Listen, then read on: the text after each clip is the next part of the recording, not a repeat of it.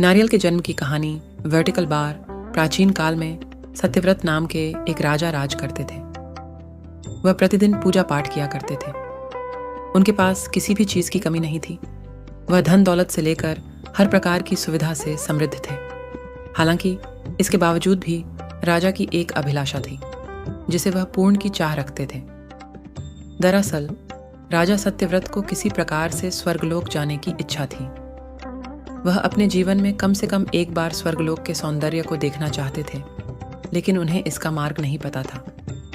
इधर दूसरी तरफ ऋषि विश्वामित्र अपनी तपस्या के लिए घर से बाहर निकले। चलते चलते वह अपनी कुटिया से काफी आगे चले गए थे। काफी समय बीत गया लेकिन वह नहीं लौटे। इस कारण उनका परिवार भूख और प्यास से तड़प रहा था।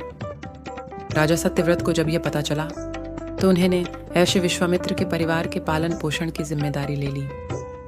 कुछ समय बाद जब मुनिवर लौटे तो वे अपने परिवार को कुशल देख काफी प्रसन्न हुए।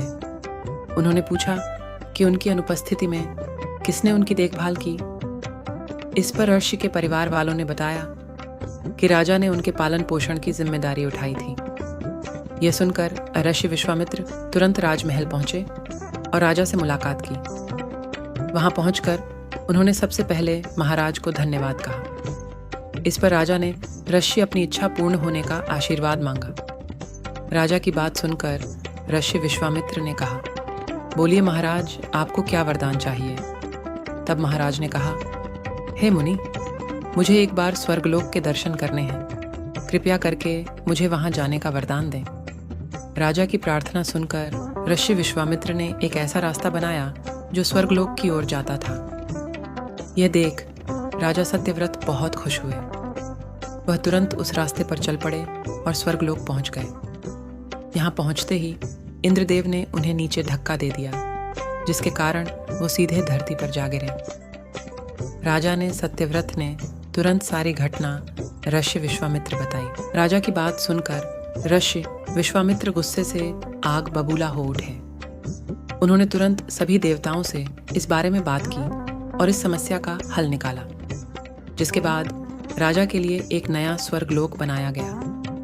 नए स्वर्गलोक को पृथ्वी और देवताओं के स्वर्गलोक के बीचों बीच स्थापित किया गया था ताकि किसी को परेशानी न हो। नए स्वर्गलोक से राजा सत्यव्रत तो बहुत खुश हुए, लेकिन विश्वामित्र को एक चिंता लगातार सता रही थी। उन्हें डर था कि नया स्वर्गलोक कहीं जोरदार हवा के कारण गिर न पड़े। अगर ऐसा होगा तो राजा सत्यव्रत दोबारा से धरती पर जा गिरेंगे। काफी सोच विचार के बाद ऋषि विश्वामित्र को एक उपाय सूझा। उन्होंने नए स्वर्गलोक के नीचे एक बहुत लंबा खंभा लगा दिया ताकि उसे सहारा मिल सके। ऐसी मान्यता है कि नए स्वर्गलोक के नीचे लगाया गया खंभा एक विशाल पेड़ के तने के रूप में बदल गया। यही नहीं, कुछ समय पश्चात जब राजा सत्यव्रत की मृत्यु हुई तो उनका सिर एक फल में तब्दील हो गया।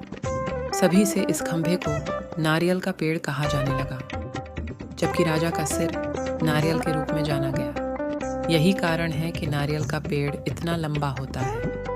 कहानी से सीख। इस कहानी से हमें यह सीख मिलती है कि अगर सच्चे मन से किसी की मदद करें तो हमारी हर ख्वाहिश पूरी हो सकती है।